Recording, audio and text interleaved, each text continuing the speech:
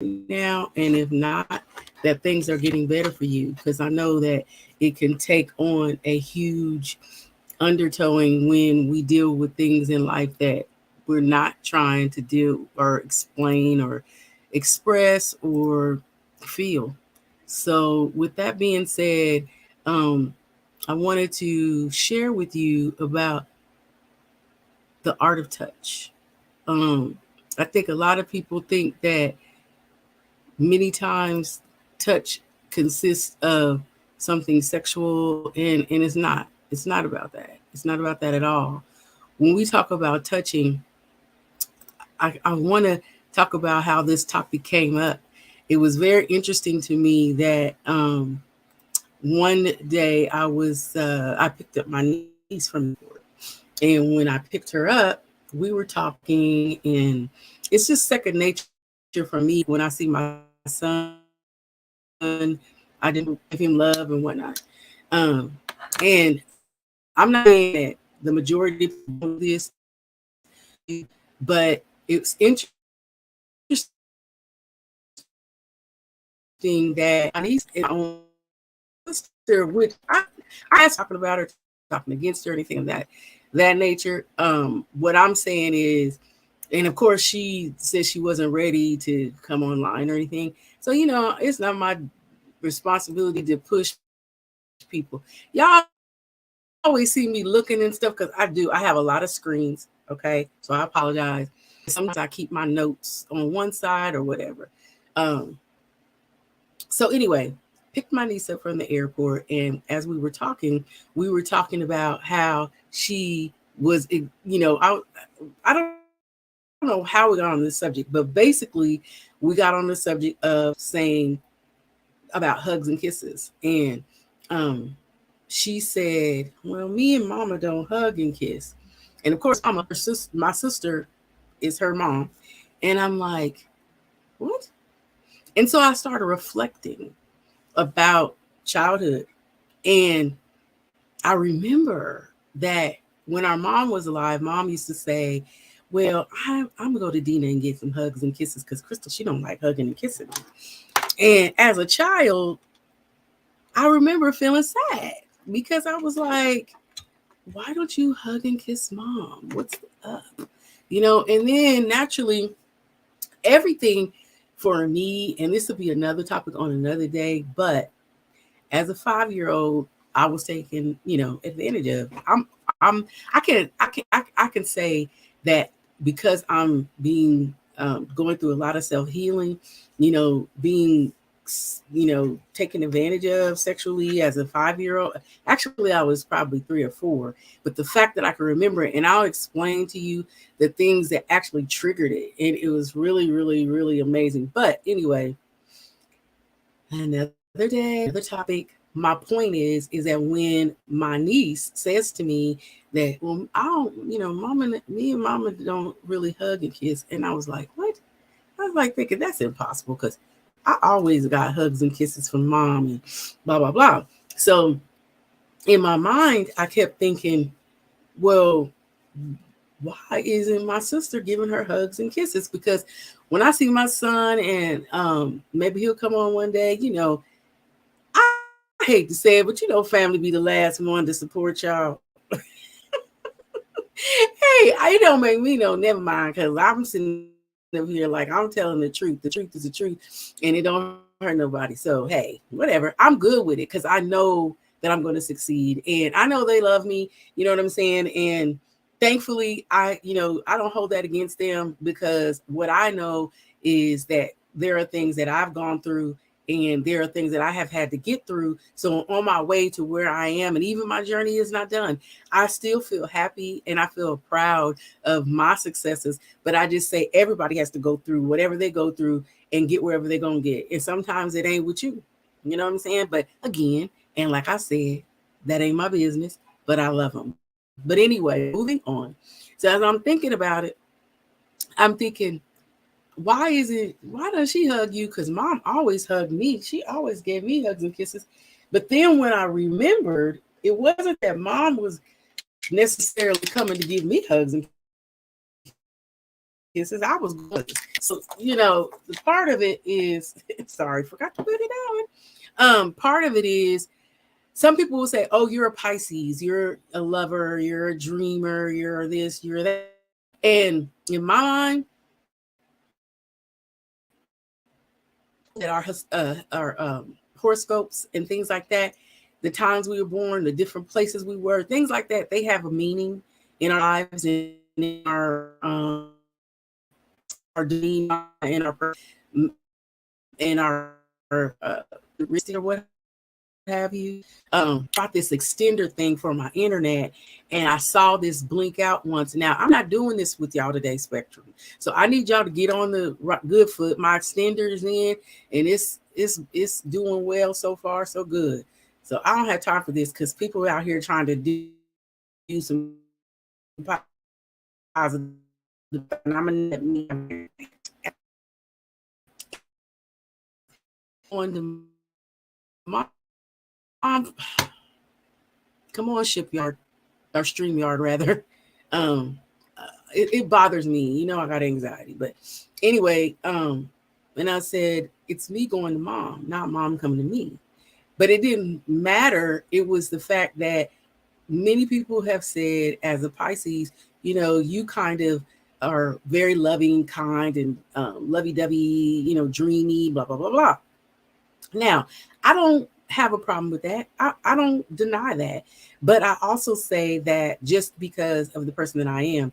But I also think when I got to thinking about it, you know how when you now I've only thankfully been blessed to have one child live. I've had pregnancies that weren't very successful. Therefore, and thus, I no longer am, you know, bearing. But that the thing that I'm getting at is when women have babies, you have the first baby, and when you have that first baby, you're just like so in love and just kissing, he's so cute, she's so cute, they're so cute, whatever. And so you're lovey-dovey, lovey-dovey. Now, when you have your second child, now my sister was a second.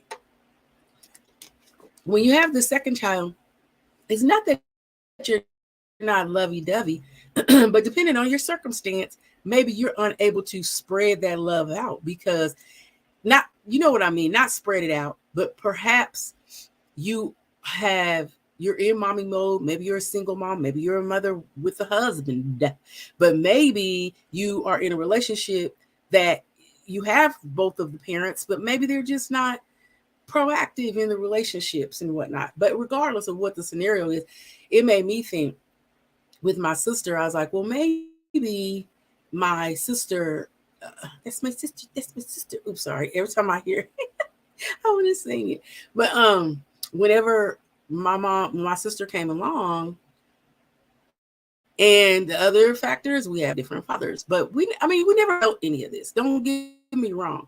It's just the fact that as a mother and a woman now, and I'm looking back, married, it wasn't like I wasn't with him and we didn't have a relationship, none of that. We were husband and wife.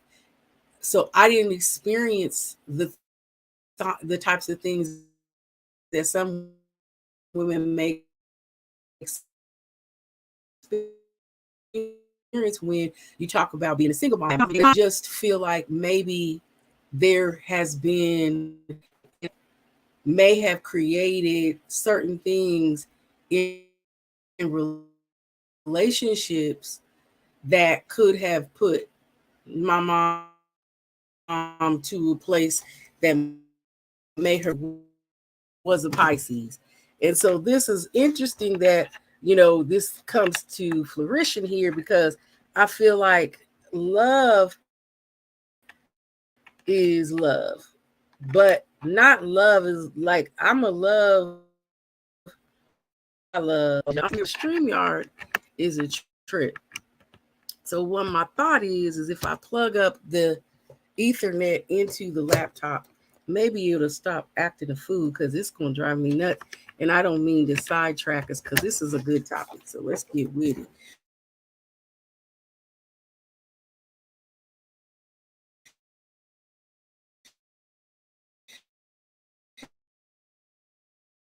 So anywho, I plugged it up. Let's see what happens. So that feeling that they have of being alone or not having a significant, which can create scenarios that may be beyond what it is that we feel that we can handle. In other words, babies.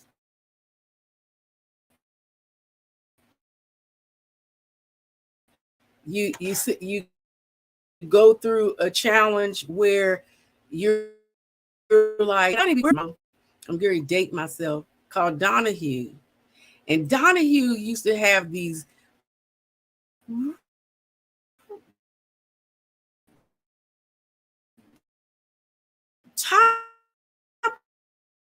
topics on there. And I asked my mama, like, what's the that's what and I'm not gonna air any dirty laundry. But what I can say is that there were times in back when she's like, Mistress, where'd you hear that from? And so I told her. And then when I told her, she was like taken aback. And she was like, she said,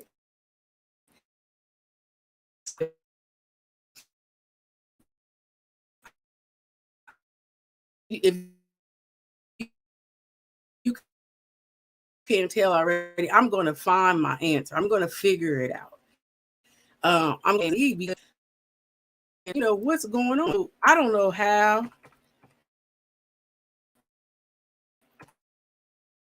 but it was haunting me to. And so in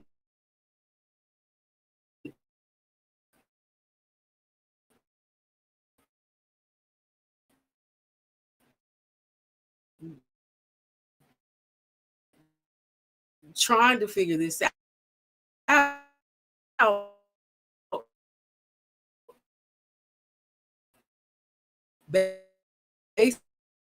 basically I went,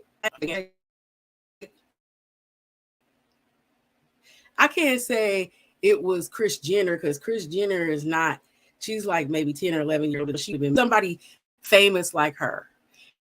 And they came on and the show, and it was like a sequel. So it happened today and then next day. And even though she said, don't watch it, I was watching it, honey. Because I was like, what is Mistress? I need to know. And mom with a boyfriend. I never saw her with a man.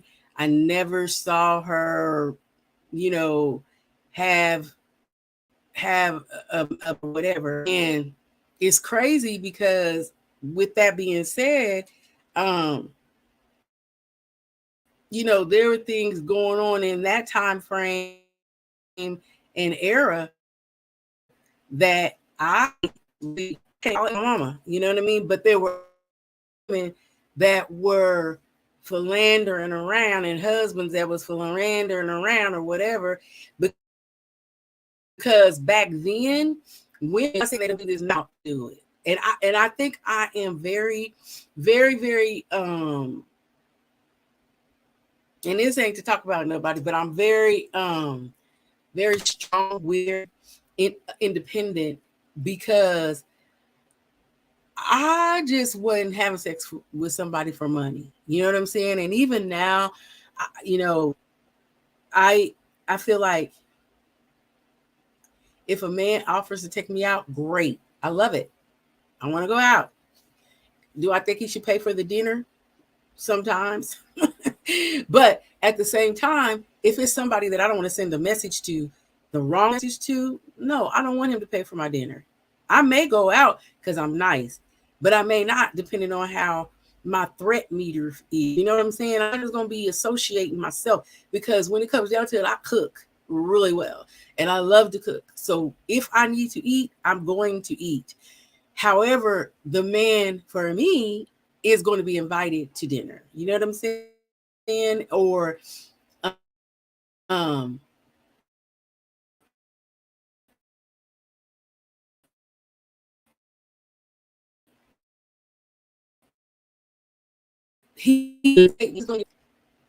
I do feel that a man will put his money where his mouth is. If he is interested in you, you know, he'll help you. He'll take care of you. I need my car washed.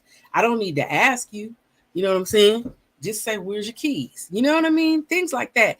But when it comes down to it, you know, I don't need you to, I mean, how do I say this? Because it can be offensive. My whole point to this is at the time when my mom was younger and she had us, you know, and I was between 5 and 10. So that meant my sister was 3 years less, 3 years younger. And so with that being said, we were very tenacious. We were not just tenacious. We were very inquisitive. And we done a lot of things, child. We done got into a lot of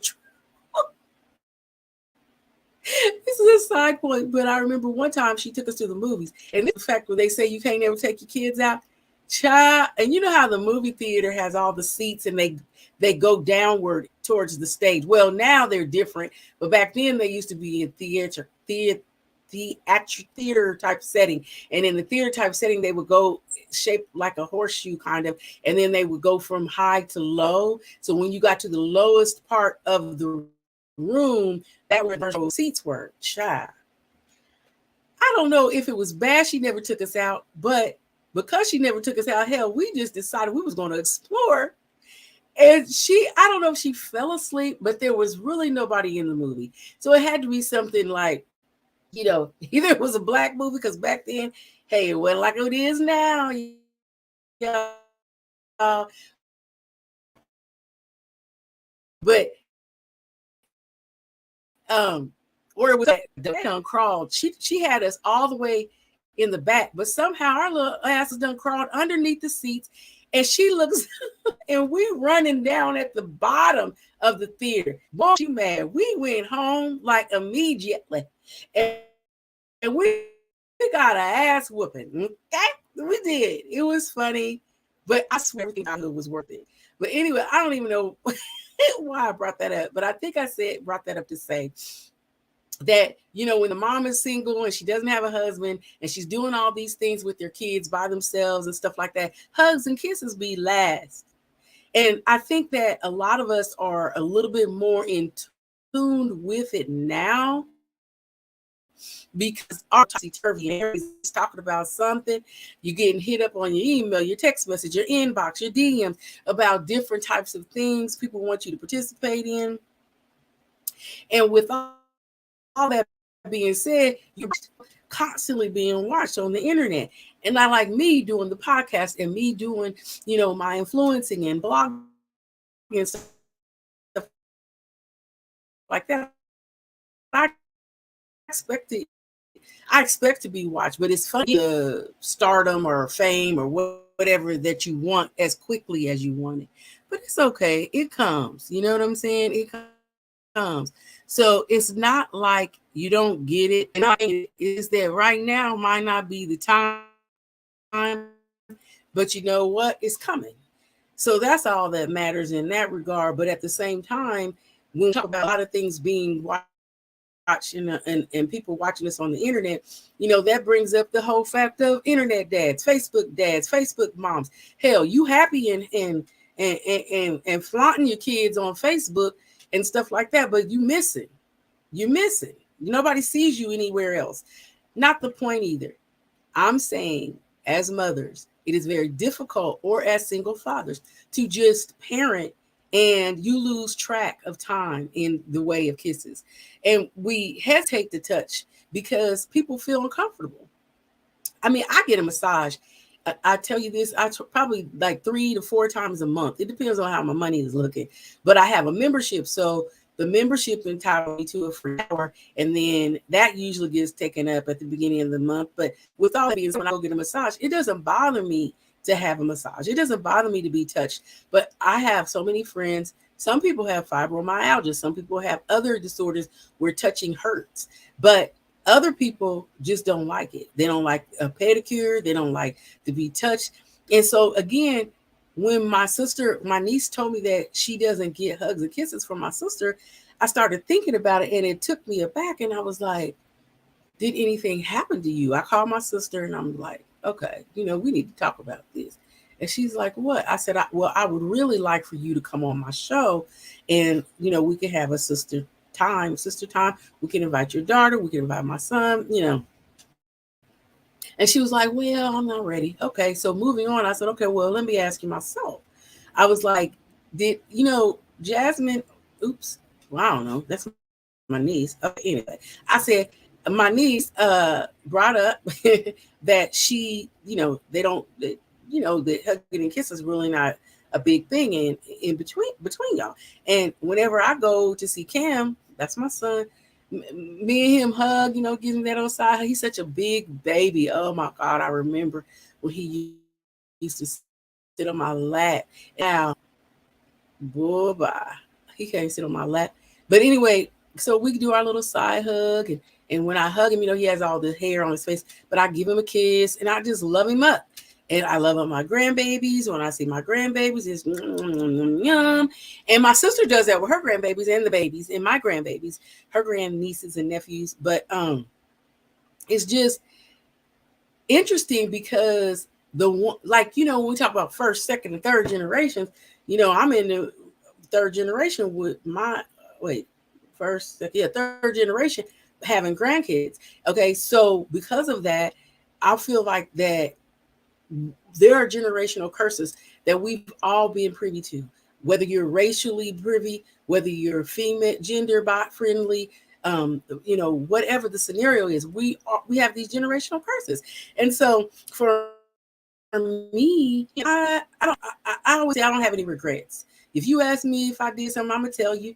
I might say none of your business, whatever. But reality check, I don't have any embarrassments. You know what I'm saying? And the thing of it is that when we have these situations where we're not loving on our family, and I'm gonna say our children, because this really is centered around your child, because your child is a branch of you, and as they branch off and make branches of them, you know what I'm saying, it's still coming from you. Now, regardless of what you've been through, it is imperative that right now, today, you break that generational curse, because reality is that there is no reason why you should carry on those negative vibes, because when you do that, what's happening is that it keeps moving in a direction that is not going to allow it to die. You know, I always have to drink my water. I don't know whether it's the lights or what, but what I can say is, if somebody came to me and they was like, "Can I give you a hug?" or "I'm a hugger," I'm like, "Oh, me too." So we hug, and it's a beautiful, beautiful feeling. And let's say, for instance, like you're single and you don't have anyone at home with you or whatever. I've always had a pet, always had a pet, a cat or a dog, whatever. And I'm about to invest in both because the cat ran away and died. This is over a period of time, and I wasn't laughing when my dog died. It was so sad, and when my cat left, and anyway, I felt like when my cat left, he was found in an alley, and I had looked on Craigslist to find a kitten. And so, long story short, this couple brought him to me, but they kept him for a while because he was in the alley. So they worked for a vet and they got him all healthy and everything, and then they brought him here and everything. And so I like to say that when he ran away, that he ran away to help somebody else heal, because he helped me heal. And he helped me heal the time when my dog died. And I had, the whole time my son was a child, we always had a dog. And we had a particular dog. I had a West Highland White Terrier. You got to look it up. And he's a little dog that does a little Caesars commercials. And everybody knew I loved Iggy, and he went on my job things with me. And I was in New York, and New York is notorious for putting they put rat poisoning down in because they have big rats. Well, your dog can inhale it. You know how dogs sniff the grass, and if they sniff it and inhale it, maybe it's newly put down or whatever. And I didn't know. And it killed him. So it was very, very traumatic. Or whatever. But anyway, my point is, I've always had a pet. The pets really help as well. You hear people talk about pets in a nursing home, when people go to a nursing home and they take pets in there to heal people, even cancer patients and things of that nature. So it's a really awesome benefit to have a pet, because they also can provide that touch and that feeling of love that a person is missing out on. And it's known that people deteriorate when they get older. So I mean, I don't know if you have old ones, loved ones, and you are being the person, their caregiver, and you want to be the person that's there for them in their times of need. And maybe they would like a pet. Older people are sometimes very resilient, and if they think they have to take care of it, they may not want it, but you'll be surprised how it can help them or whatever. But when you show that you care, again, we reap the benefits tremendously. Um, they actually, hugs and kisses have been able to boost overall health. It's amazing. Like, you could lose weight. It can lower blood pressure. It can also fight off sicknesses. So it's so important. I'm going to leave links at the bottom of this podcast. And I guess I could do that with when my Instagram live ends as well, and repost it and leave links on there. Instagram live, I'm getting the hang of it because it's kind of like I'm multitasking with several different platforms, and I don't necessarily have a technical team yet, but I'm looking for people. So anybody out there who's willing to join the bandwagon, let me know. But one thing I could say is it's a love hormone, and so because we release oxytocin, it's it it's a we kind of it's kind of like a cuddle bond or what have you. You can form this bond with people or pets, and you release this hormone, and it's basically the reason why hugs feel so good, because as you're being hugged, you feel it. It's like, oh, and people that like to be huggers hug because basically they feel good when they hug, and they don't have any bad vibes about it. But effects can be beneficial when you have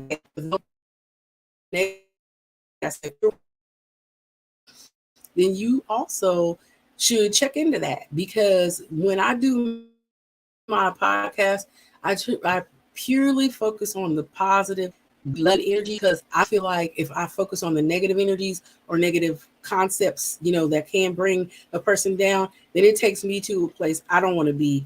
So it's not that I don't want to help you with that, but again, I feel like, and as in my disclaimer states, I'm not a medical personnel professional on the clinical side. Basically I work in technical support, but at the same time, you wouldn't know it by the way I be looking at this in the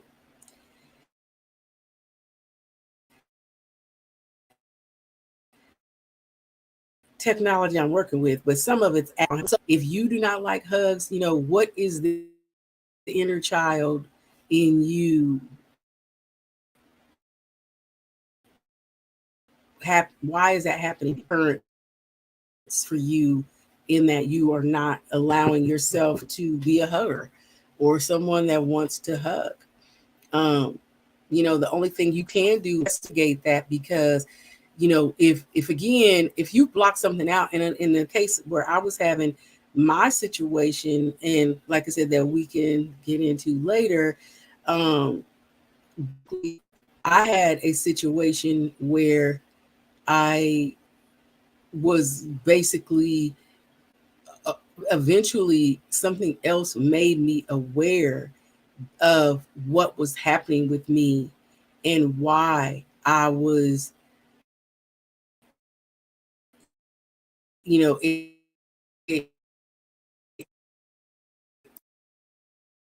having certain things based on that childhood trauma. So again, you have to investigate that, figure it out. It's worth it. You're worth it. You know what I'm saying? So figure it out. I make that your project. You are important to you, and sometimes we can get set off by so many different things, and we don't even realize we're doing it because it's become complacent to us, and we've become so used to being this other person that we don't even know who the real person is. So investigate why you don't like hugs. If you don't like hugs, if you don't like kisses, if you know, deal with it.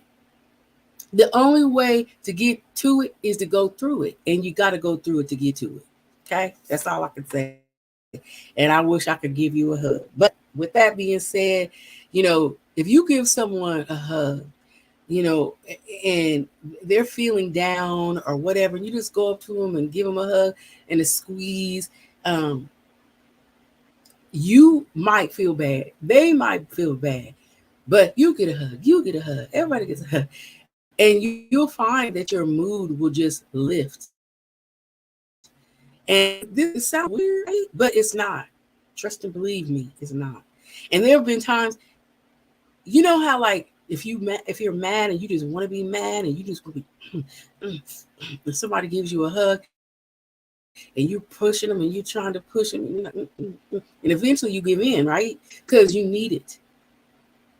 Sometimes spiritual direction is coming to you based on the fact that you need it.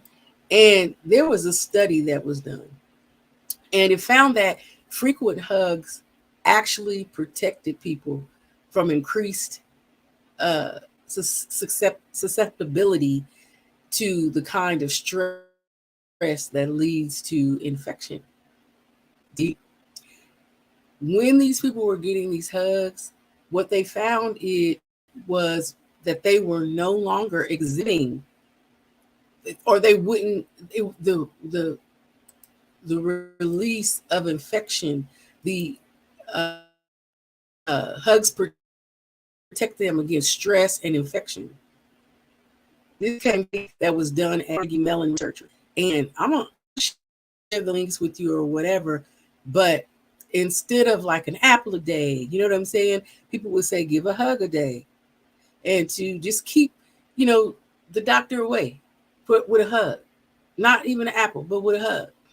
So this basically was saying, they basically started off saying, but that they know that people experience ongoing conflicts like with others and are less able to fight off colds and viruses. But they also knew that people who reported leaving social support are kind of like protected from the effects of stress on a psychological basis. So if they didn't have somebody there to say them, they were having psychological issues and frustrations or whatever. And there for you to have you. But some of the participants, they were sick. At first, they exhibited fevers and symptoms when they were hugged most often. This is who were sick, and the people who were sick and who had exhibited those symptoms found that they were less frequent when they were hugged. So they did a study on that, and I'll drop that in the the posting of my live when we get off or what have you on Instagram, and I'll drop it in the YouTube as well. But again, like I said, they released Oxycontin, oops, everybody would get it if it was Oxycontin, oxytoxins. Oxytocin. And so it's released when we bond, but it's also the reason why being hugged feels so good, like I said, because it releases this oxytocin. They also can make you feel like everything will be okay. And we know that. I think traditionally people think of a hug as like, oh, she's getting a hug, pat on the back, blah, blah, blah. But theoretically, we instinctively hug each other and we snuggle for that purpose. You know, when you receive a hug from someone, you know, that you care about, even, or someone that, you know, that maybe your love relationship with, whatever, you know, whatever the thing is that you care of this person, you know, you see, and in receiving these hugs, you basically find that, you know, it is releasing, you know, this cut on this hug your way is a way to better your health, you know. And this is something that came from Intermountain Healthcare. And in these studies, cuddling releases that feel good hormone, as we said before. But it also makes sense that when we're feeling down, that a hug can often help lighten our feelings.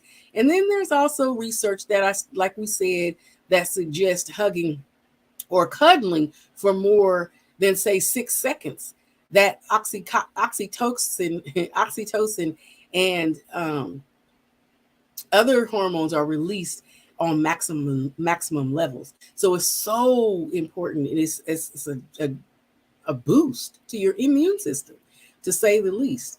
You know, it reduces stress. That's amazing. These are wonderful things, because I remember realizing that I was having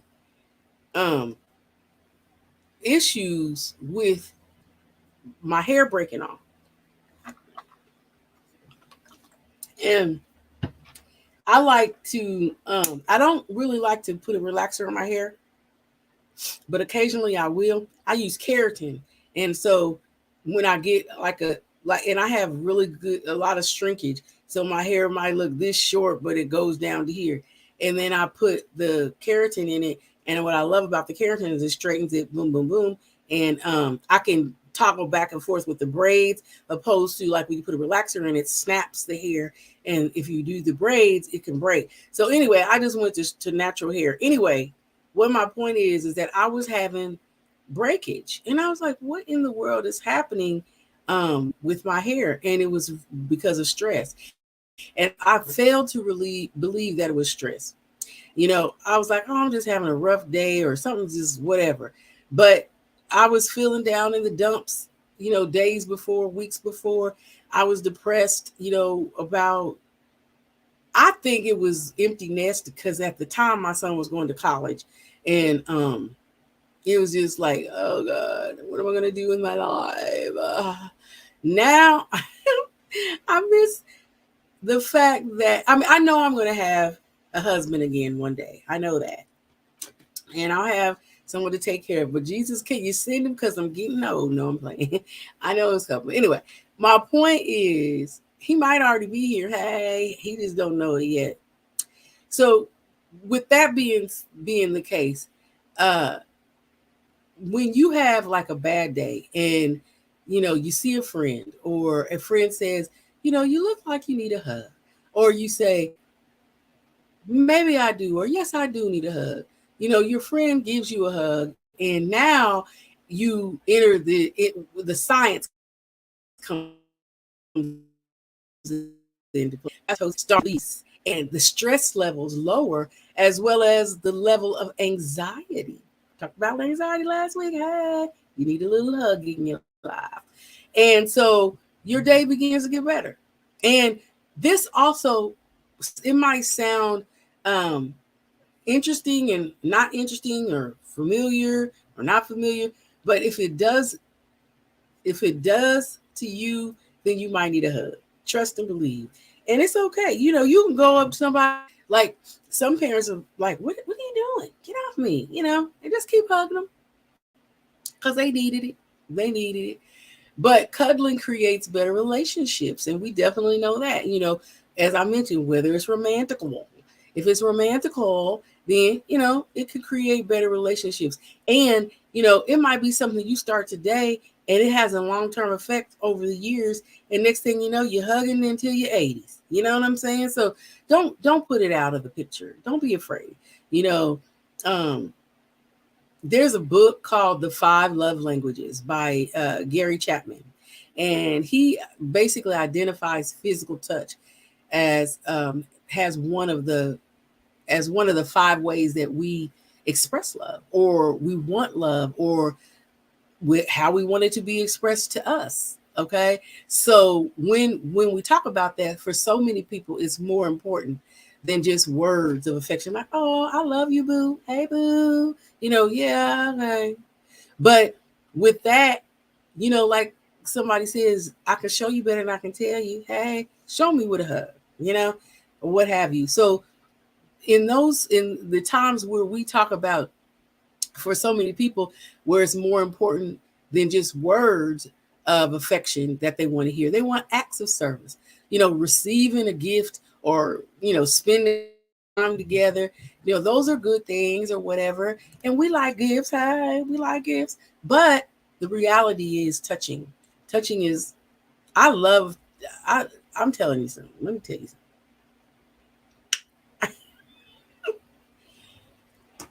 If I go to, if there's a man that I like, and I kick it with him or whatever, I can tell if I want to be with him based on how his hands feel, how he touches me, how he hugs me, and I know if I want to be with them. And so for me, I can get stuck on a touch, and I know what I want based on the way that man made me feel. So, anywho, tidbit, but I think it's important to identify those things, because I don't want just anybody to touch me now. But my point being is that, again, touch is huge. So you need to evaluate it, because I don't know. I mean, there are some people who don't like being touched, and if that's the case, then it's important for you to find out, because there are so many reasons why you should get a hug, why you should give a hug. Um, Even when a woman has a baby, it improves that bond with that baby. That's amazing. I remember hearing about, in college, I remember hearing about the experiment done with the, I guess it a monkey or a pig or something, where the mother animal was abusive to the baby, but later the baby still kept going back, because that was what they knew. They were connected from when the animal was born. And I know y'all know that experiment. I just can't think of it right now because my mind is here. But that brought this to mind, that even if that mother was mean to the monkey or whatever, she could still come back and show some affection to it, and it would still love her unequivocally and apologetically. It would get, I mean, that's not the word I would use. Unconditionally is what I want to say, but also without any hesitation, baby monkey would come back to the mom. But because when that mother has a baby, okay, that oxytocin is the hormone that's released into the bloodstream. In this deep, it's great. I'm putting these links out here for you, but it's released into the bloodstream. And not only does the baby induce the release of the oxytocin, but because the mother is cuddling her infant, it also is releasing from her and her emotions of stress reduced, anxiety and reduction and feeling. This is very the mom and baby. And when you think about it, some women, like my mom, I used to say, I remember when I was young, I was like, Mom, what does it feel like to have a baby? And she was like, I don't remember. I don't remember. You get so happy that you had the baby that you don't remember nothing. I know a lot of people, they didn't forget, but at the same time, I don't know if they was hugging or not. No, I'm just kidding. Not really, but yeah. So the reality is that, again, these things are taking place, and as they're taking place, that cuddling and hugging, they have important health benefits. So, you have to do yourself a favor, figure out, if you're not a hugger, what the feezy? What's going on with you, Jesus? I want to be there for you. I really do. I believe hugging is going to save you. You know, we got the blood of Jesus, but we're going to need the hug. Okay? Hugging helps. But also, you know, when you think about hugging and the skin to skin and the touch to touch, think about women who have babies who are premature. The one thing that they have, admonish you to do is to, put the baby directly on your chest. They even recently, like within the last 10 years, have admonished the fathers to do the same. Because before, people, it always used to be just like, oh, well, we're just gonna, let the mom do it. Now that is also asked to likewise, show his compassion and release some oxytocin from his body, the baby, by also hugging and doing some skin to skin. So, and it's been the difference between a baby prospering and not prospering. So very, very, very important to make sure that you love on your babies and love on your children, even when they're not babies. But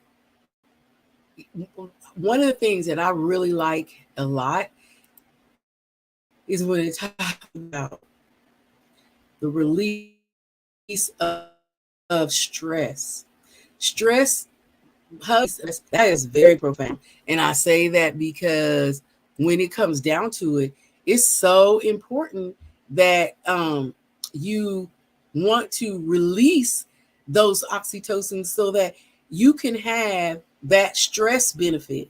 You know, I feel like that the stress it kills a lot of people. And there's a study about African Americans and why they have high blood pressure and things like that. One study, well, I had a privilege of working with a doctor. I've always worked with a lot of doctors. He was a younger doctor, and he was very educated, very smart. And his theory was African Americans, we suffer from high blood pressure because of studies and research that's been done in the medical field, that when we were brought over on slave ships, all this lineage. Now, some people dispute this because they're like, okay, there's all these lines of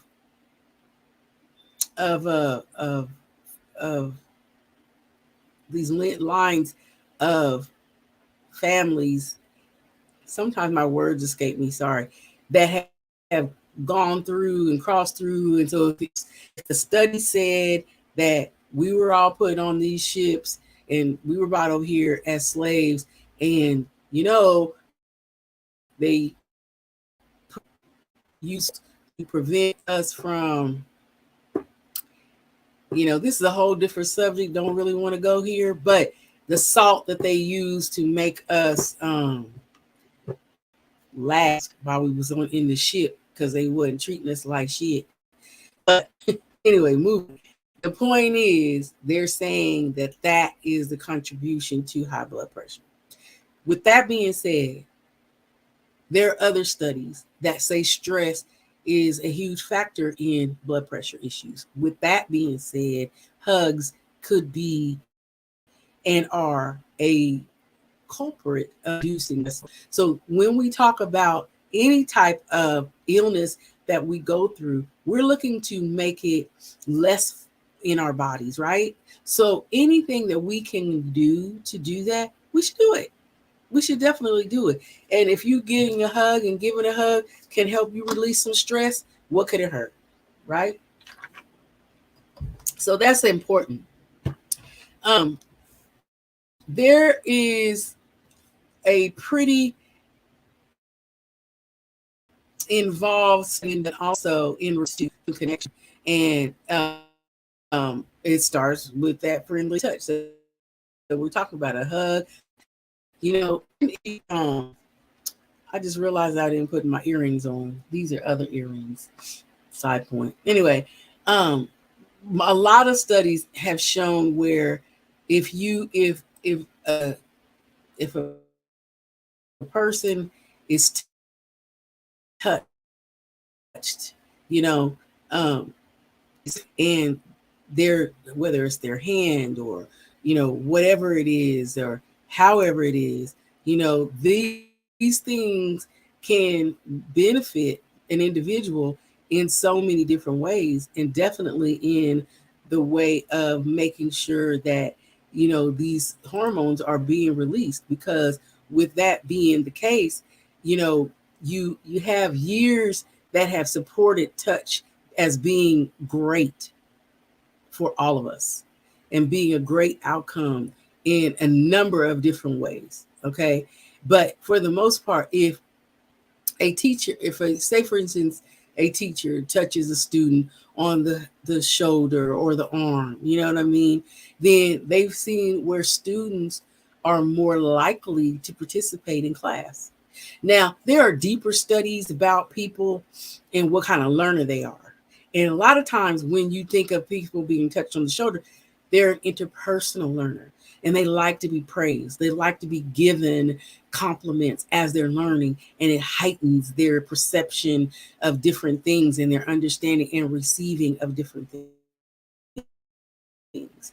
But the part, if you touch, say for instance, you're the athletes that have do the high five, or they do a hug to their teammates or whatever, they are better at playing their game.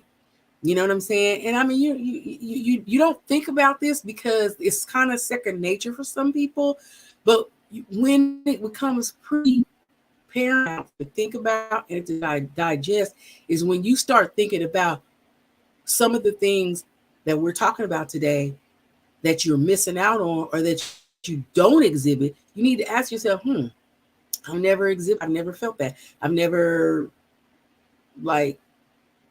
that's something you just haven't participated in or haven't felt. Then you need to ask yourself why, and you need to figure it out, because there's a particular reason. You know what I'm saying? And touching is very, very, if you say like a friendly and supportive touch, have such universal and positive effects. We have to ask ourselves, what's happening in the brain? And if this is happening, in our brain, what's happening in our bodies? And in the world, there's other studies that go on that talk about deep is when your skin is connected with another person's hand or whatever, that it's, to understand that we start on this venture with our mind and our body where it's connected. It's like, wow, this is a good sensation, and it opens up, these endorphins and different things in your mind that happen. So say, okay, let's start on if we're talking about how does our brain make the correlation with our skin and being touched. We have to start on the outside first, right? Because that's where it initiates from. Whether it's like putting a tap on your shoulder or, pat, on your head, or a handshake or a hug or whatever. It's our largest organ. Our skin is our largest organ. Okay. So because of that, it's covering more than 20 square feet of our body. And it's crazy that it's so much that is brought to the forefront when you think about yourself and a touch, a hug being a part of what moves or transcends your mental into a higher place to be able to receive things in a positive way. And that's the reason why, like I said, I keep it positive, because I want you to know how you can help heal you. I'm learning how to heal me. And so because I'm giving this to you, we're helping each other. And that's important. It's not a touch, so to speak, but it is profound because there's someone close to you that you can exhibit this to, whether it's your child, your pet, whatever. But try it. I'm serious. Try it. Because if somebody touches you, there's pressure pushing on your skin. And at the point of it coming in contact with this person's hand, or even if someone brushes you and you're in the line, or you're walking somewhere and you turn around, you know what I'm saying? It's a sensation that makes you react.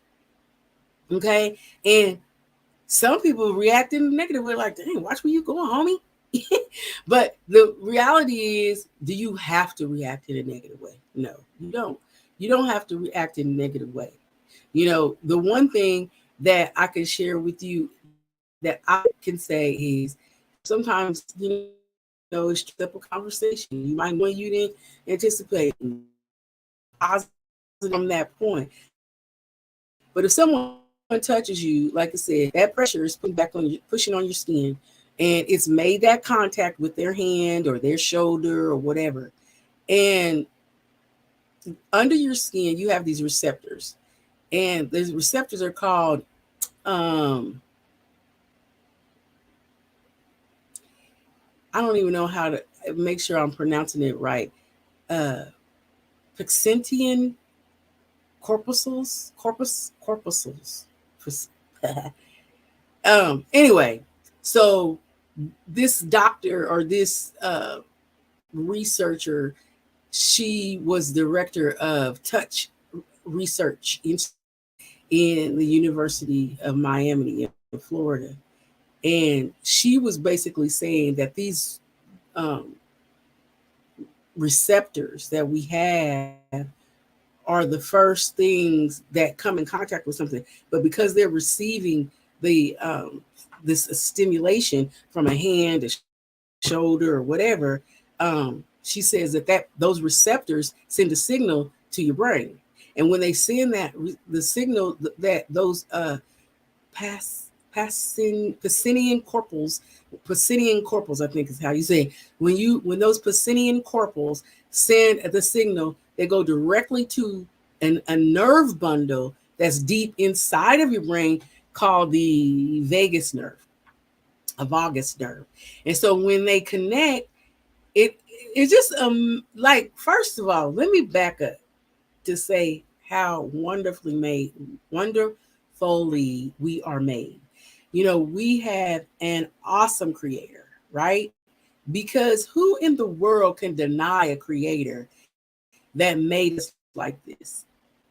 And it's very, very profound when people don't give it where credit is due.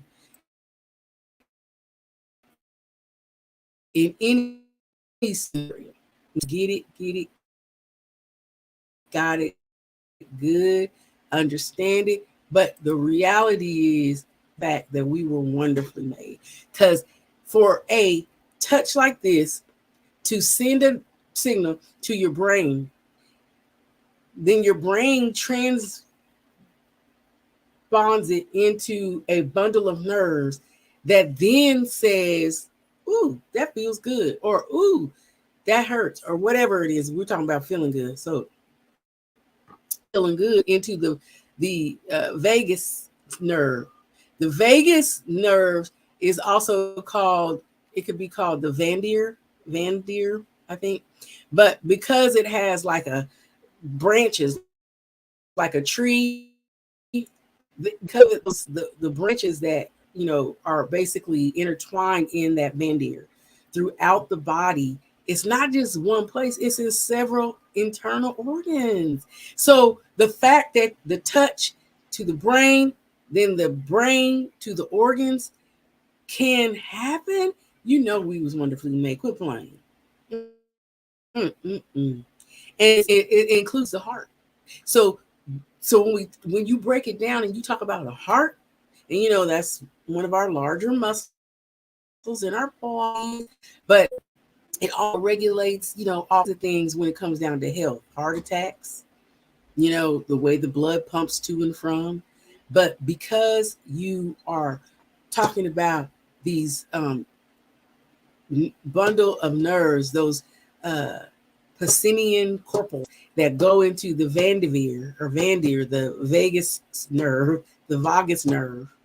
And then those bundles of nerve are then shot out to the different areas of organs that actually have additional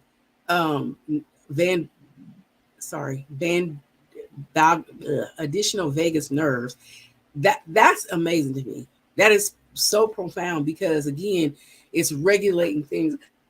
Excuse me, like your heartbeat, how fast or slow your heart beats. It decreases blood pressure, like I said before. But for when this researcher, Mrs. Fields, when she went on to explain more things, again, it's Tiffany Fields, and when she went on to go into more research about these, the vagus. It's not spelled like Vegas, but it's VAGUS, vagus nerves. When she goes on to explain more about those vagus nerves, she talked about some studies that they had certain people that were they were asked to perform something stressful. So, maybe a test. Okay. So maybe they were asked to take a test or something, or like public speaking or whatever. So they were asked to do this test. And then when they did this, they were also part of an experiment where hugging or holding hands with someone else, while they were doing this, they found out that there were certain vibes that the researcher told them to that those subjects, that when they were hugging and holding hands with someone else, that it sent certain vibes through the person, and they were able to perform better, or they were able to not be as stressed during that test, all because they were sitting there holding someone's hand during that process. Very profound, very profound. So it's such an impact. Like I said, the impact that it brings on stress, but the sensory receptors for vibration and deep pressure, like massage, like I love my massage, and it is so I think some people, when the reason that they don't like to be touched, because I don't know why, but it triggers certain neurotic things in them. And again, it could be childhood things that people need to go through,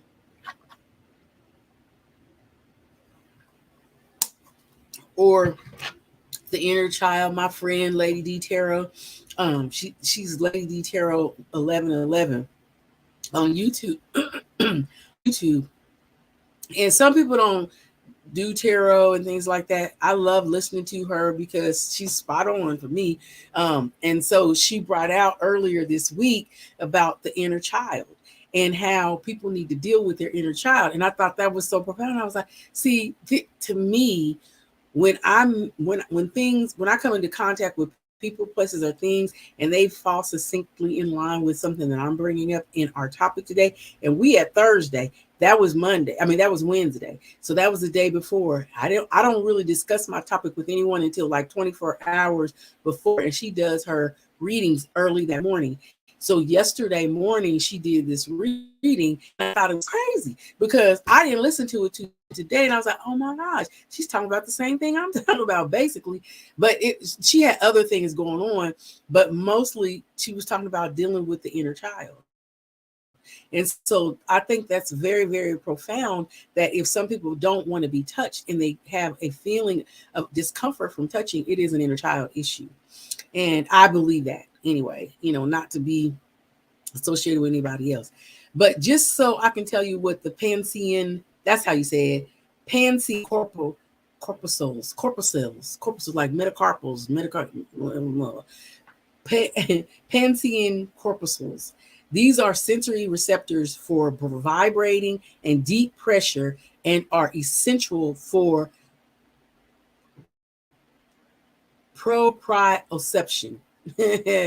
Proprioception is also referred to as a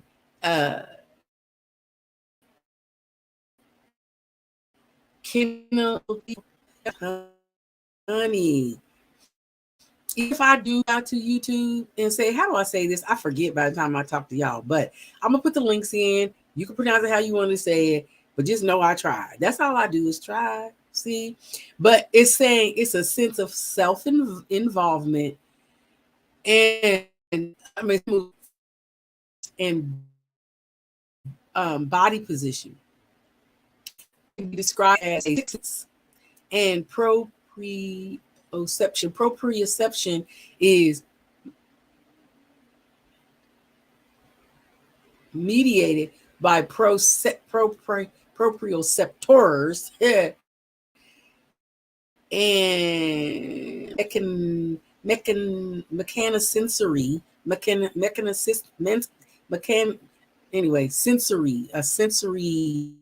mechanical, like internal sensory that neurons that are located within muscles, tendons, and joints. See, and this is what's so profound to me when I was researching my information for our topic, was that this is how deep a hug is. Okay, this is how deep a touch is. So it's so important. Again, figure it out. Figure out what it is that makes you feel the way that you feel, or that gives you that feeling of comfort when you get a hug, or discomfort if you don't like hugging. I think it's worth you finding out, because there are so many wonderful benefits that we're talking about today that happen because you are getting touched or having a hug. And of course, there's an appropriate touch, right? And we know the difference. And if we don't know the difference, you ask someone, because one thing that I or that's uncomfortable to you. And if you're in a marriage, relationship, or any type of situation where somebody is physically forcing themselves on you, God, please leave, run away. Don't be afraid. You can escape. I assure you, you can escape. You ain't got to go back and get none of your stuff, but you can get away from that situation. Trust and believe me. And I know our world is stricken by some things. And unfortunately, people go through things that we can't somehow help them through. And it's the journey that they have to go through and get through themselves. But that's what we're here today discussing for, because it's me helping me, you helping you, and us healing each other. We got to do that. But one of the things I want to continue about this, which I love, is that, when we talk about these different sensories that are located throughout different parts of our body, it is amazing that they didn't just stop in the brain. And until I read this, I was like, oh, it's just our brain sending a signal here, sending a signal there. No, the brain is sending a signal through that what did I call it? Through those other sensors. I'm so sorry. The vagus neurons, and those, because so many of us bunched up in other places in our body, they're being sent out. I don't even think it's intermittent, simultaneously. I'm not a medical personnel, but I can say, having researched this, and again, I'll leave those links in our description and also with the live today. But most of these vertebrates process 3 basic types of proprioceptors. Muscles, spindles, you think it's just soft tissue? No, it's in your skeleton. Okay. And that's what's even crazy. Skeletal muscles. And then there's the Golgi tender organs, which lie in the interface of muscles and tendons. So God didn't just, when he made our bodies, and I'm saying God because that's who I believe made my body. If you believe somebody else made your body, that's on you. If you think you came from monkeys and apes, that's on you. I believe that my body was made from God and Adam and Eve and blah, blah, blah. So with that being the case, this is my point. I cannot see myself believing anything else because of the way we were wonderfully made, people. Amazing that these um, sensors that we have from our skin, okay, they start with our skin, travel to our brain shoots it out. Not only does our brain shoot it out to different organs, but it shoots it out to different to those different sensors in the muscles, in the skeleton, in the organs. Get out of here. The Golgi tendon organs, which lie in the interface of the muscle and the tendons. So see, it didn't even stop at the muscle. It didn't stop at the skeleton. It's going into the tendons. And the tendons are what bind us, our muscles together. I'm pretty sure of it. I liked anatomy. Joint receptors, even what connects the leg bone text to the hip bone, and they're all connected, which are low threshold mechanocepts. Wait a minute. Mechanoceptors embedded in joint carpals. I don't know about you, but that's a wonderful system that my body is. A wonderful system. So just think, when you don't take care of yourself and you damage these areas, and they want to put you on gabapentin for nerve pain, you don't mess up all this goodness. I'm not saying don't take it, but I'm just saying we all go through something. I take gabapentin from time to time. I'm getting ready to switch over to the CBD gummies that Dr. Phil and Dr. Oz have come up with. Hey, that's a whole nother story. But if you don't know, now you know, and you got to look it up. Dr. Oz and Dr. Phil. So excited for them. But anyway, so with all this being said, all of this releases that oxytocin in our body, and it continues to make us be this beautiful work of art. This beautiful work of art. And with that, we have so many wonderful blessings that we can look forward to in establishing, the relationship side of it. Okay. I know that a lot of times within a relationship, we allow certain things to build a relationship, and we don't take the time to allow things to happen. And I'll say this, about myself as I have gotten older. Like a lot of people say, well, Dina, why aren't you, Dina Marie, why don't you have a man? Why aren't you married? Why don't you have a boyfriend? And I'm going to tell you, for me, there's someone in my life that I could potentially see myself with for the rest of my life. But I can't make him be the person in my life for the rest of my life. You know what I'm saying?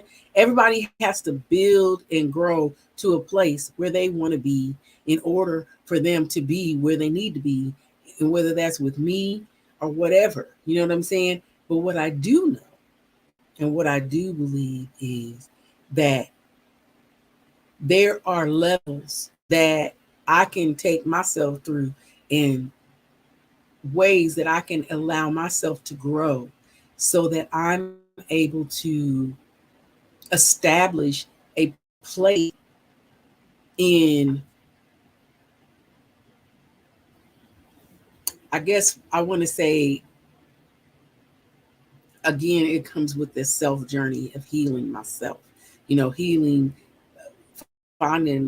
going deep to find out, what is it that I need to fix. Because one thing I've always prayed about is to make sure, I'm like, God, please make sure that I'm ready, and me and this man meet here, so that when we meet, he's ready and I'm ready. And so I believe that, and this goes into talking about relationships, but also talking about how you can have this closeness, and how touching is imperative when you find that right person, because this is a bond that builds and no one else can break. And so when I ask God to prepare me, I also ask that He prepare that man, and that he and I meet in the same place at the same time. And I know the gentleman that I'm speaking of, about how profound knowing him has been, and learning him. Um, he's very busy, so I don't get to see him a lot, but just the connection is crazy, and um, it's amazing, because when you ask for something and you believe in it, and then it starts to manifest. That's I talked about this a couple of weeks ago. That's the reason why we're given things in doses, and these things slowly surely come to us, because when they come full steam, sidetrack. When they start rolling full steam ahead, and they start coming to you like a bulldozer, you're not going to be able to handle it. So that's the reason why I say, when I'm ready, he's ready, and we meet, because I want to make sure that I'm doing what I need to do to make sure that I'm ready. And some people meet their soulmate when they're young. Some people meet their soulmate, when they're old, whatever. But for the most part, the reality is that it doesn't matter when you meet that person. What matters is, or what should matter, is that you're ready to be with that person. And the only way to get there is to deal with some of those childhood traumas that we were talking about, that allow you to go through whatever you have to go through to get where you need to be. Y'all can hear me, but you don't hear me. You got to go through whatever you're going to go through to get where you need to be. And so, even though there are days when I just feel like, oh my God, I feel him like he's just sitting right next to me, touching me. And it's so crazy, but then it's not, because now that I have learned about so many things about myself, some people call it an awakening, whatever you call it. The thing of it is now that I know these things about myself, I can also be thankful that, because I've learned these things about myself, I can also wait until the appropriate time. And I'm not saying wait on a man or wait on a woman. You have to do what's good for you. But I feel that if things are the way that I believe that they are, about the person that I believe that they're about, then I'm going to wait for the manifestation of that. Because a lot of times, even like people get sexually frustrated, they get mentally frustrated, and when they do that, then they start reaching out for anybody that'll have them. And I think, for me to answer the question, Dina Marie, why don't you have a husband? Why aren't you married? I did have a husband. We were married for some time. We loved each other for a great period of time. I still care about him because he's the father of my child. No disrespect. But there are times when people grow apart. And when they grow apart, it's because one of two things, in my opinion. One of the reasons is because people, they grow apart on an intellectual level, and they grow apart on a physical level. Now, some people say that they're the same. Some people say that they're two different things. I'll tell you why I think that they're different. On a level, they're different, obviously, for the reason that they're different. Your emotion, their emotion. Their feelings, your feelings. On the physical side, though, I remember watching Dr. Phil, and he said the reason him and his wife have been together for 40 or 50 years, or however long they've been together, but a long time, is because they never were mad at the same time. And they never felt the, like, get away from me, I can't stand you feelings at the same time. They never did that at the same time. And that is huge, because it's true. It is very, very profound that when you love someone, if you can carry them, you carry them. If they can carry you, they should carry you.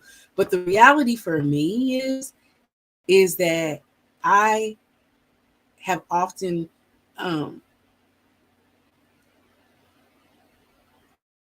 desire to feel the way that I feel by someone who touches me and makes me feel amazing. And I have I have found that. And I can't say what open on their end, but I know how I feel on my end. So I feel that it's imperative for you to evaluate what kinds of things are important to you. I know what I was watching. They got this new show. Now I know we always talk about My Reality Hell, and I love reality shows. I watch Below Deck, Above Deck, Under the Deck. I watch all of the decks. And there's a new one that came out, and it's called Love Without Borders or something like that. Anyway, and so this is a new study, and so everybody is so in tune. And y'all know I do some acting and stuff, and I know I got an email to be auditioned for this, but like I told you, like that's not going to be how I find my husband. You know what I mean? Or the man that's for me. I know that wasn't it, and I didn't want to put myself out there when I feel the way that I feel about somebody else. So I didn't want to be on the show, but they interviewed for the show. And anyway, with this show, what happens is if I had accepted or you accepted, what happens is you're going into a different country and you're going to live in the house with this person who lives in this other country and see if you could make a love connection. Well, hell, I think they should get them hotels because I understand that they say that you should live with someone or whatever, but then you're going to another country to live in a house with somebody that could be crazy. And there's been some crazy ones, okay? And then some people just go and they have sex because they ain't had sex in a while. So they go and have sex with somebody they didn't even know. And I'm thinking, well, hell, you don't have to go to Paris for that. You could stay right here in LA.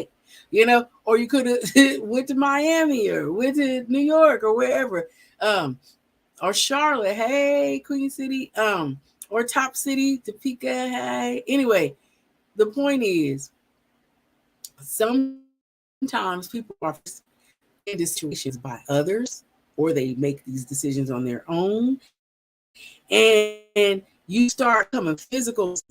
Now, don't get me wrong. I'm not saying it don't happen. Sometimes the person that you really, really care about can't happen on the first night or whatever. But sometimes you gotta keep it right there, keep it right there, keep it right there. Yeah, yeah, yeah. You can't just take it all over the place because the things that you think are making, oh my God. I just had a blast from the past, and the dude was like,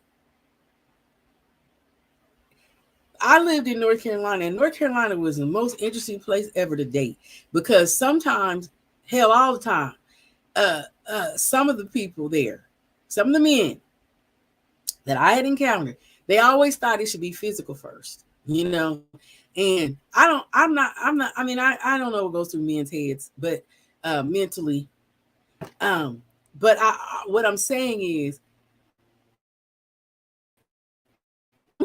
would try to become intimate with you and they never kissed you, never hugged, bow out. Like I wouldn't even give up the goods because to me, I need to understand if touching is going to be part of our relationship. And if it's going to be part of our relationship, do you like to kiss like I like to kiss? Do you like to hold hands like I like to hold hands? Public displays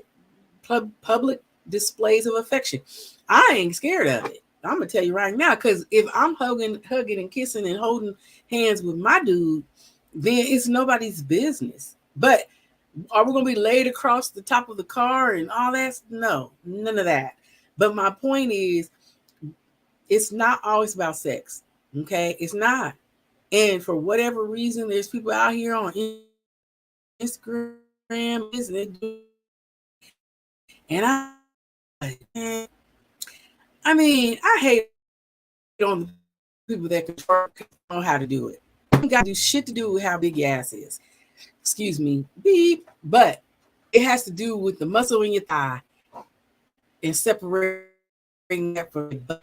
Okay, I do know that. However, you got to build those muscles up. But I would like to do that for my guy. Not everybody on.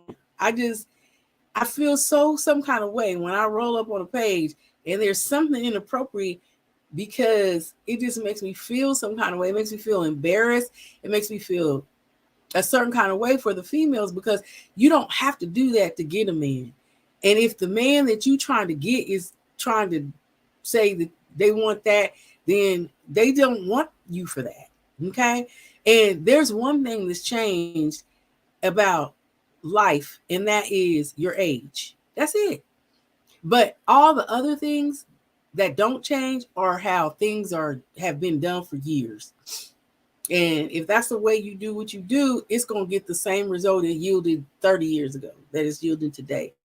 So my point on the whole subject matter is that it is important for you to identify beyond the look of the guy, beyond the look of the girl, beyond her beauty, but making sure that what you want to build your life on in love, so that you can have that touch, that feeling, that love, that hug, the kiss from the person that you desire, is to have sustenance. And sustenance means that you are learning what it is that you like and what it is that you want from and with that person. And if you want to be looked at as an object or a piece of meat on a plate, okay, then maybe that's how you get that, how you attain that. But if you want more, it's important that you basically look into your heart and figure out mentally, emotionally, and physically what you need. And that's what we're talking about today, folks, is meeting and matching that individual you want to be with, that you feel is for you or with you, on the level of what you want and need. And that's what sustenance is. It's something beyond the beauty, because beauty fades. It's something beyond there, because bodies change. It's something beyond, the way that they do what they do, money, whatever. I saw something with Ocho Cinco the other day, who brought up, and I don't know if anybody else saw this, it was on Instagram, so I'm sure if you were watching, you saw where he stated how he never bought real. I'm not saying he didn't buy real jewelry, because I'm sure Evelyn Lozado wasn't, being flossed around in Claire's jewelry. But he talked about how he would wear Claire's jewelry because it was the highest end of whatever he was trying to attain could be. But I guess he did it because he felt like, why should I wear the real thing for females who are going to fade? You know what I'm saying? So, I mean, that's my point. I don't know nothing about Ocho Cinco, but what I can say is this, that regardless of what you do and how you do what you do, make sure you do it to the best of your ability. And that the person that you decide to invite into your sphere is going to appreciate you for that and because of that. And if you find that, then you connect on a level where you have investigated yourself to feel, to have, to the beauty, the love, you know what I'm saying? That whole emotional state and status for what you want out of life. Because if you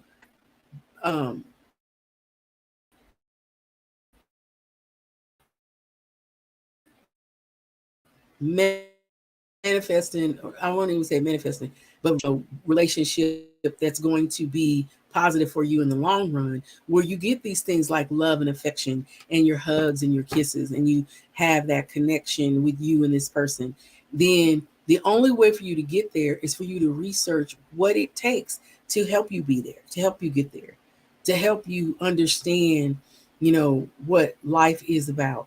And you mean life's meaning for you. You know what I'm saying?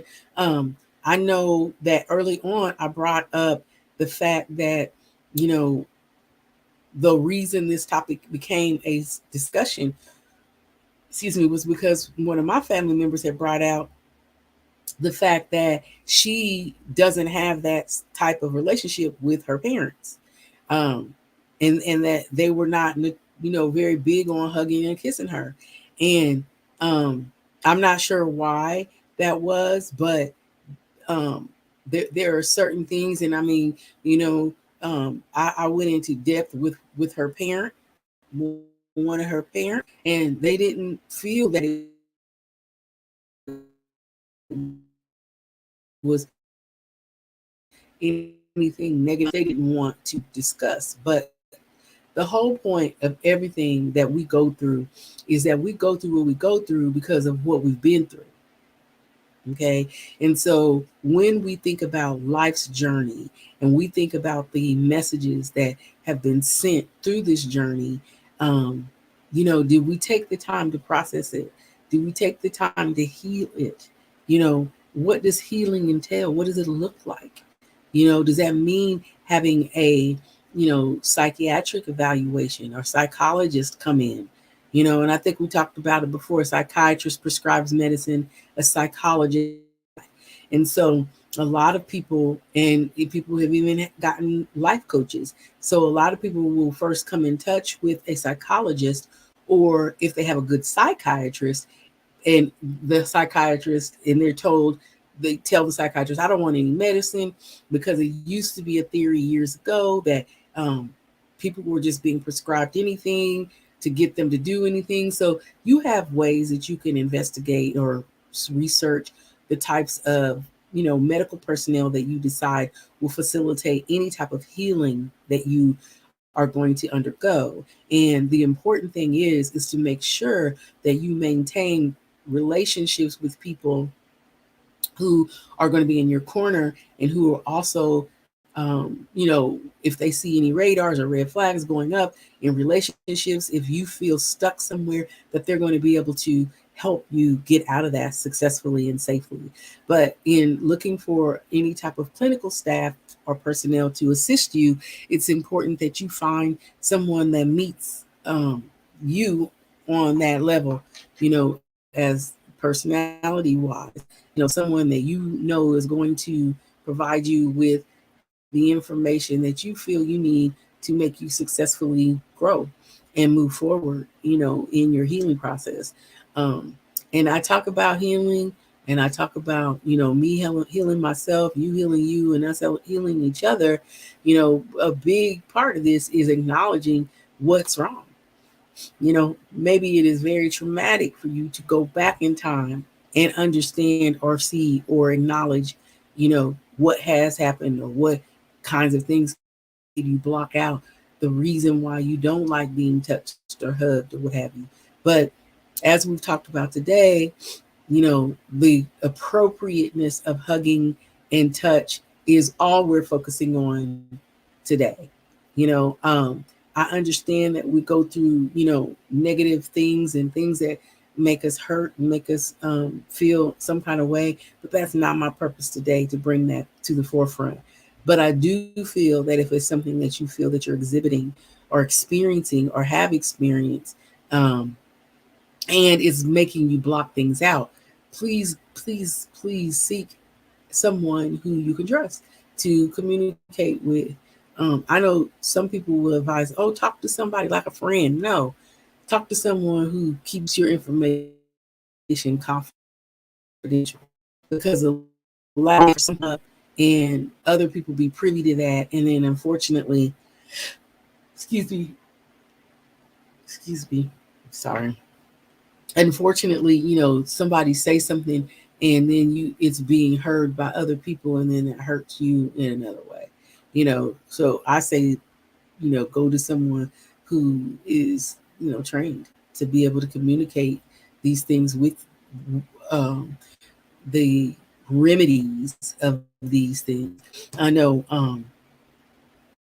one person I came into contact with, um, were was putting themselves through pain, meaning they would cut themselves with a knife or burn themselves with a lighter. And I pray that none of you are going through that. But if you are,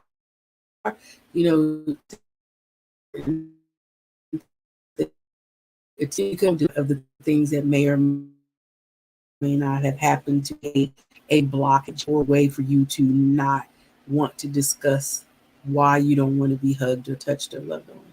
But for sure, as I mentioned, it is a great to make sure we learn about ourselves and help ourselves feel better. If you say one thing to go into things that we really want to manifest or help ourselves. I should say help, not manifest. Things, sometimes there are things that we want to help ourselves to go through. And that is to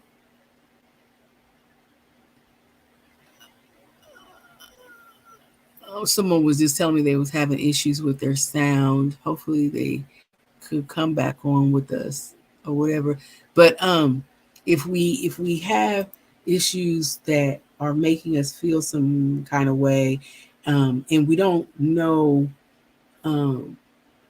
if someone's going to receive you, like I said, you can always have a pet, if you're someone that's by yourself, but like a lot of people don't go through this like that, um, this is just for those of you who have experienced certain things that are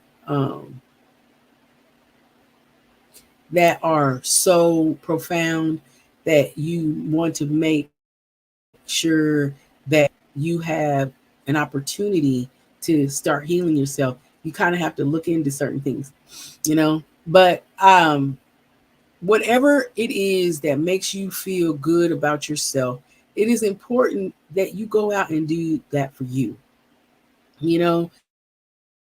Um, I'm here at the beach all the time, and I bought me some roller skates because I used to love going skating when I was younger, and I'm excited to roller skate again. And it's not that, like, it would be nice to have someone to go out and roller skate with, but sometimes somebody's not available. And if someone's not available, it doesn't mean that I'm not going to go take care of myself and do things for myself. You know what I'm saying? So it's important that we look out for each other, yes, but it's also important that you look out for yourself. Because if you don't, who is going to do it? Nobody. So it's so important that, you take advantage of the benefits that are out here in life, just like working with each other. We have to work on ourselves, like I said, and make that we so many things to make sure we're healing ourselves. Now we know that people, again, we experience conflicts or whatever, but it's important if you are experiencing conflict, and you don't know how else to make it better. Again, you can go up, shake somebody's hand. I'm sorry about that. I apologize the way that came across. You know, there there's so many different results that you can that can spark social, support. It can reduce so many negative effects by us extending a handshake, extending a hug, you know, just reducing that conflict in general is good. But offering a handshake, offering a hug, making sure that we don't have any negativity those who seek protected from negativity, infection, diseases. So be the person that makes a difference in someone's life that could prevent them from being sicker. You know what I'm saying? It becomes a time when we have to look at things and we have to find out if we could be part of the solution instead of part of a problem or an issue. If we, kind of look at how we're going to present ourselves to others, it is always an option to better ourselves, right? And make things, put things on an even field. It's so important, when we talk about these studies of hugs that have been done, when we talk about the doctors that have done it, at Robert E. Downey University, there was a professor of psychology, and his name was Sheldon Cohen. And he did this research because, again, he knew that there were psychological effects. And in order for science to put it into words, sometimes they have to show a research, or people don't believe it. But you don't have to necessarily depend on a researcher or someone who put this into action. What you can do is do it yourself. Try it on other people. Show somebody your affection, how you love them. I love the new emoji where people do the little heart hands or whatever. I love that. And I swear the emojis send me love and affection through the phone, through through my messages or whatever, because it makes me feel like I got a hug, right? There's even a little emoji hug. I love that. So there's a number of things that we can do to be part of someone's day and feel better about it. A lot of times, we don't know if we the first person or the last person somebody's going to see. And that's saying something, right? Because if someone expires today, you know what I'm saying? Would you want them to expire with that being the last thing that they saw? So hug somebody, love somebody, give them and show them the affection that you want, but also that they deserve. We all deserve it. We all deserve a little hug, a little kiss, a little affection, but for the most part, it's supportive, right? When we touch, we have such a universal and positive effect on others, ourselves. It's happening right there, like we talked about, in our brains and our bodies. And that's accounts for magic, right? Because learning how deep it goes, it starts from the skin and it goes into these different sensors throughout our brain, which also share the same, which also our organs share these same sensors. The lining of our skeleton, shares these same sensors. The muscles, our tendons, and our joints. I mean, I am finding that such a beautiful, it makes me feel so happy inside. I feel like Tigger where he does okay, Winnie the Pooh, no one does that. Okay, anyway, so point being is, I think it is amazing when we talk about touch, because until I brought this up today, I had no idea how profound it is and how wonderful it is. And one good thing about it is, if we go through something, right, and it didn't transfer from your parents to you, you can definitely change the trajectory of how it transfers from you to your child. And that's when we talk about breaking those generational curses, because at that point, you're no longer carrying over something to your child that may have been carried on to you. But then when we think about the history of our parents or even our grandparents, it could be saying a lot, because some of our um, ancestors and grandparents, they came from huge families. So if we're talking about one or two kids, you can only imagine if those grandparents or your parents came from, a family of 8, 6, 7. And by the time the love got down to the baby, well, shoot, they was just plumb crazy when they grew up because they never got no affection. I'm not playing. I mean, I'm playing. I'm not. Well, I am, but I'm not. But I'm not making light of it, is what I'm saying. Um, I just feel like it's so important that, you know, when we are given an opportunity to make things right, we should take it, because you never know what that means to someone. And I think it's a beautiful thing. In closing, I wanted to share this story, because seriously, when I was younger, I mean, I'm not plugging myself, but I'm sharing with you because I know that there's other people out there that feel the same way. But I never forget. It was high school, actually, so it wasn't like I was too young, too old. But at the same time, a lot of times when I see some of these shows on TV, and I think about, well, how do they know about that? They're only in high school. I think about how I was extra aware of things when I was in high school. So that was a while back.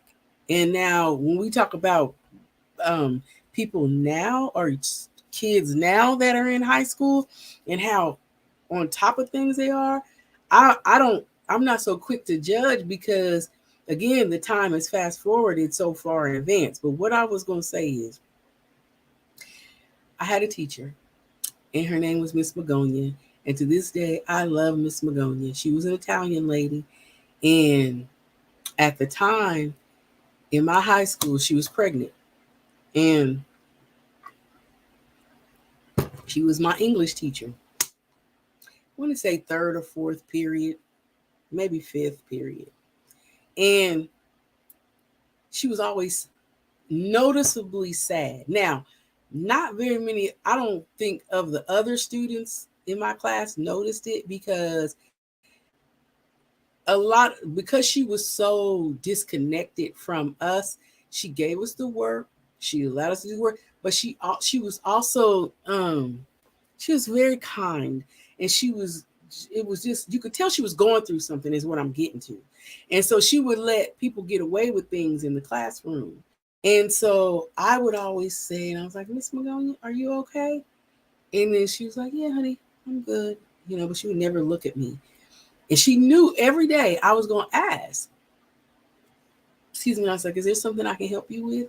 And then I'm like, are you done with this on the board? And then I would just start erasing it for her and getting things, because she was noticeably pregnant. And so long story short, it came to the point where finally I had built this trust up with Miss Magonia. And she had told me that the reason that she was so sad. And the reason she was sad was because she was like between 7, 8 months pregnant. And she was huge. You wasn't like you could hide it. Her tummy, not her, but her tummy was out there. And I was like, well, can I do something else for you? Can I do this? Can I do that? And so eventually she started letting me help her. And then she would talk to me, and she would say, well, honey, she was like, her family was Italian, and they had ousted her basically because they were Catholic. Well, and I'm not like, I know people like to take stuff to extreme. Just because I'm saying she was Italian and Catholic doesn't mean I'm saying that Italians and Catholics in Catholicism do this. What I'm saying is, this was her story. So please don't go there. So this was her story. For her and her family and her parents, they basically did not believe and she had brothers and sisters, and it was to the point where the family basically had to kind of like follow behind their parents, and they if the parents were not in agreement with her decision because they didn't believe in abortion either, let the truth be told. But we know that people have done a lot of things that they didn't believe in, all not to, because they chose that they didn't want to have a baby. So they didn't. So for her, it was a conundrum because she'd been taught you can't have a baby out of wedlock and you can't have an abortion. But she got pregnant and she was not married. And the man, I don't know if he would marry her or he was already, I'm not sure what the situation was. You know what I'm saying? Shoot, for that matter, could have been another teacher in the school. I don't know. But she was pregnant and she was having this baby. And I remember saying to her, well, you're not going to give it up for adoption, are you? Because, people, you watch the after school special and that's what they do is give the baby for adoption if they couldn't have them or marry, whatever. And she was like, no, I'm going to keep my baby. And I just feel like I'm going to be lonely for a long time because, her family didn't want to speak to her, they didn't want to have the relationship with her or whatever. And my heart always still goes out to her because now I know, okay, so like, let's see, if I was,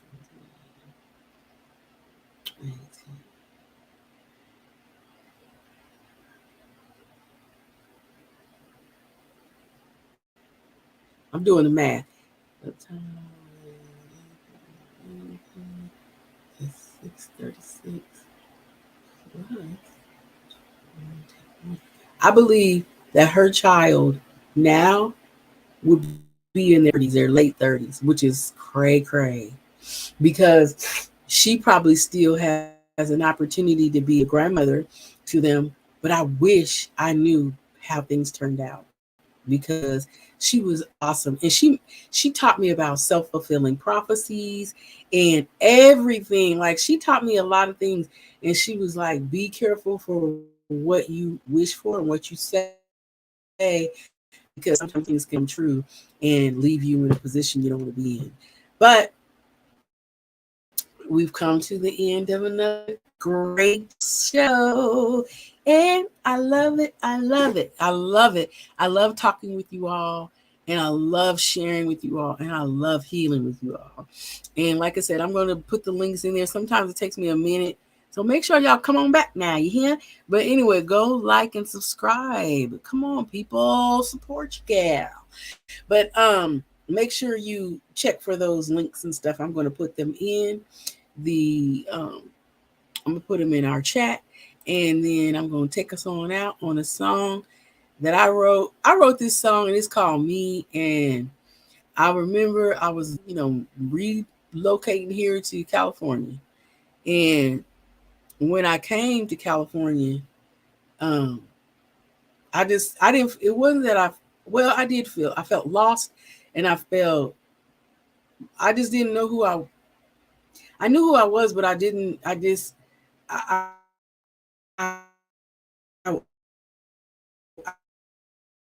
was running, I didn't want to not be with the people that I love, but I wrote this song because the love that I found was in me. And that's the reason why I like playing it a lot. So anyway, bye-bye, everybody. I'm going to leave you with this. And I hope you enjoy it. Like I said, do like and subscribe, please. And also, I'm going to be making some more music. I have really, really, really been taking this time for me. Trust and believe me, and things are getting ready to blow up and glow up. Hey, I'm excited. But anyway, I'm going to play this, and thank you. I love you guys. Bye.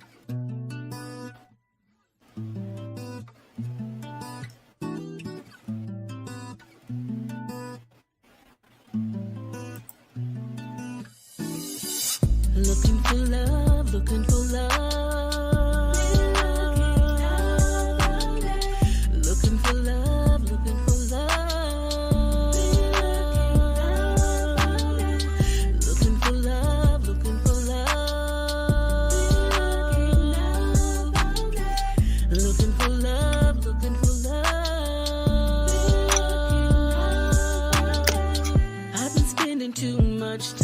chasing, looking for something no one could have gave me. Looking for some love to come and save me, but I just had to look deep down, and I just had to get away. I just had to find my way, had to pave my own way. I did it anyway. Had to break down to build me, had to close my eyes to see, had to hold my breath to keep breathing, had to lose myself to find me. Looking for love, looking for love. Looking for love, looking for love. Looking for love, looking for love. Looking for love, looking for love. I don't have time to be going around. I'm not the